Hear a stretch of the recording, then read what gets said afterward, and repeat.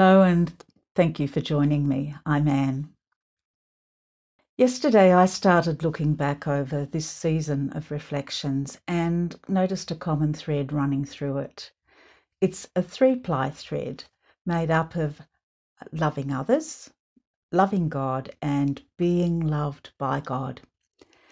It reminds me of a wise word from the book of Ecclesiastes. Two are better than one because together they can work more effectively. And a rope made of three cords is hard to break. COVID-19 restrictions have changed how we live, haven't they? And limited the things that we can do. Even now, as restrictions lift, we still don't know how long it will be before we can go back to doing all the things we used to do. When travelling for a long time with my children, one of the inevitable questions was always, when are we going to get there?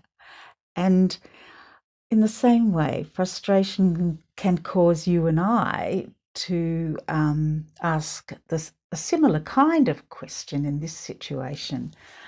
How long before it's all over?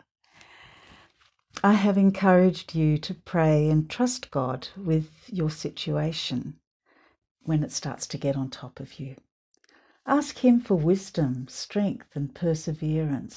When you are aware of other people who are particularly impacted because of the restrictions, maybe a friend or a family member, a neighbour, or someone a little bit further afield in your community, find ways that you can to help and care for them in their need.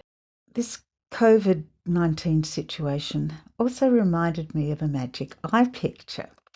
How when something dramatic changes in my life, it's like I stop zeroing in on all the everyday detail of my life and shift it to the things that actually really matter. I spoke about Jesus wanting my values and attitudes to focus on my relationship with God and how I respond to the people with whom I interact. To love God and to love others as I love myself. I've thought about times when I've struggled, when I'm in pain and feeling heartache. How it's easy to worry and feel overwhelmed by what I'm experiencing and facing. And that's when another person's care and loving support helps keep me going. It's also when God's love and faithfulness reminds me that I'm never alone. God is your confidence in times of crisis, keeping your heart at rest in every situation. Jesus promises His gift of peace to those who follow Him, so they don't need to yield to fear or let their hearts be troubled. They can be courageous instead. No matter where you live and what surrounds you in this moment, God's love as revealed through Jesus Christ can give you hope and can carry you through the hard times. I've also thought about sunbeams and how these break through the clouds and filter down to touch the ground and light up that patch of where they've hit. And it reminds me of Jesus's love shining as light into the lives of those who trust Him. I encouraged you to let the light of Jesus's love and grace and revelation truth give you hope and strength, and to let His light shine through you and be hope and encourage those with whom you live and work and play.